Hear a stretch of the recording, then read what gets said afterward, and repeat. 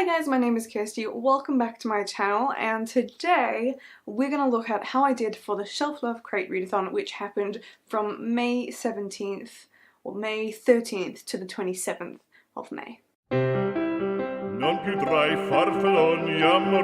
So this was an epic 2-week readathon where I challenged myself to read 9 books, and disclaimer right now, I did not achieve this goal, and I did not anticipate that I would. I had to read 1.5 books. No, I had to read 1 book every 1.5 days, and I don't think I have ever managed to keep up a pace like that. I started out really strong. I actually had a really good run. I got a little bit busy around my birthday weekend because my birthday was on the 27th, which is the day that it finished, and then I got stuck on the very last book, so that was a bummer.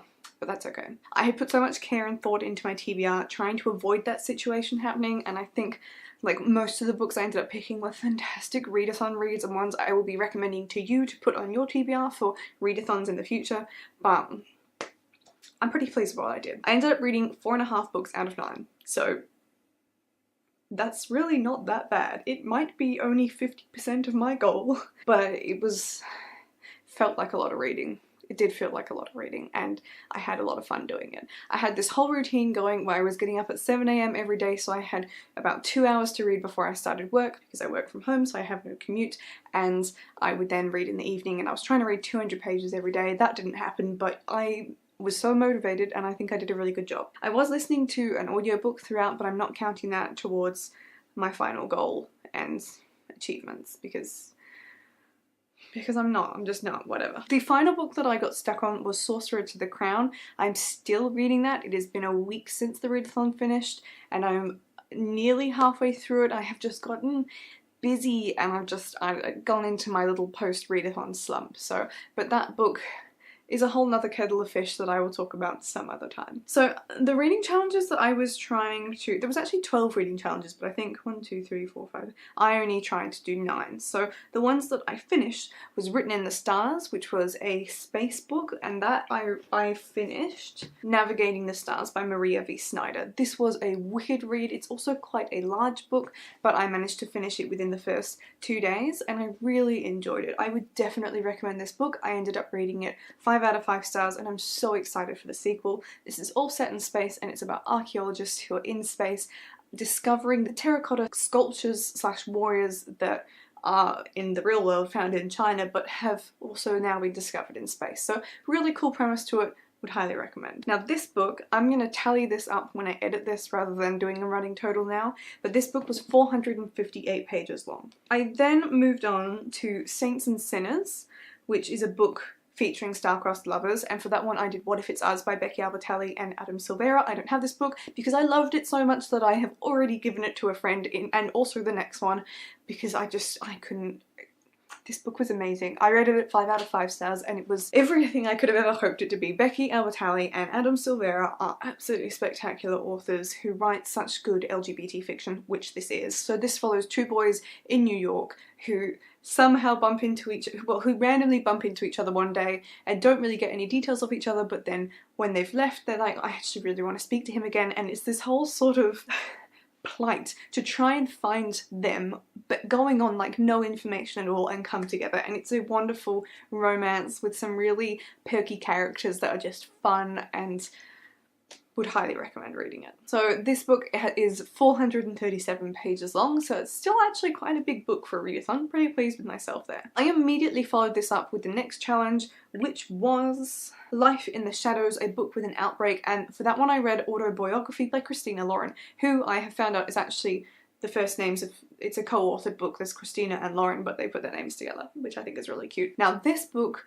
was really good, but the wrong book to pick up after What If It's Us. It is also LGBT fiction, and it had some very much the redeeming qualities that helped me to enjoy it, even though it definitely fell into the shadow of What If It's Us. So if you have both of those books, space them out on your TBR. They shouldn't be read together because they're both really good for different reasons, but it's just, you got to appreciate them in their own time. This one I ended up rating 4 out of 5 stars, and I powered through it. It was a really, like, the story really sucked you in, and it follows 2 boys again, this time set in Utah, America. I forgot where Utah was. And it is a lot to do with being gay in a Mormon society, which is obviously a very conflicting and difficult situation because the gays and the queer, etc., are not really supported within a Mormon society. So it's a very heartbreaking story trying to watch these two young boys who just don't really know how to overcome this massive obstacle. But it's fantastic. It's called autobiography because they come together in this writing course, so one of the main characters, or the main character, is writing a book at the same time as well. So this is such a beautiful, like, vomit of feelings into the book itself that is just... the characters are laid bare in this, so I would highly recommend this one as well.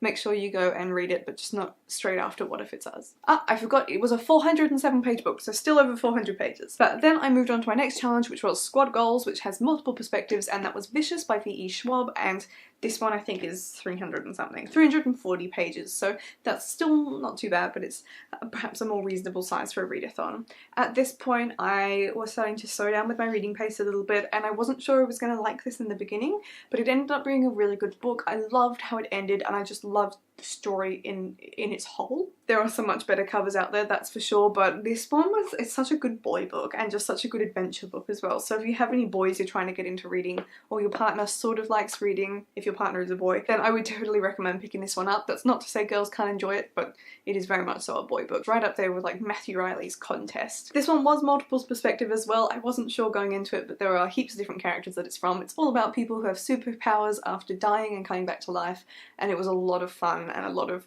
grungy sort of dark things happening. So that brings me to what was basically the end of the readathon. I think for about the last 4 days I was stuck on The Sorcerer to the Crown, and I was a little bit sad, but I also don't think I would have finished another book even if it had been something a little bit more exciting. I'm not sure what I'm going to do with the rest of the TBR that I wanted to get done by then. I achieved a goal of finishing off a lot of books I got given for Christmas that I wanted to get around to before my birthday when I got some more books, but I am probably going to let those books simmer on my TBR for a bit longer now before I get them back onto my priority radar. So this was the total number of pages that I read.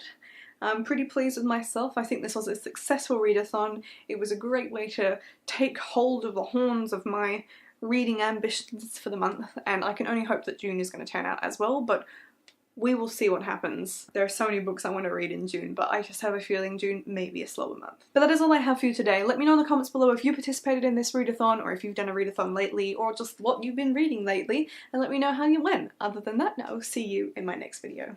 Goodbye.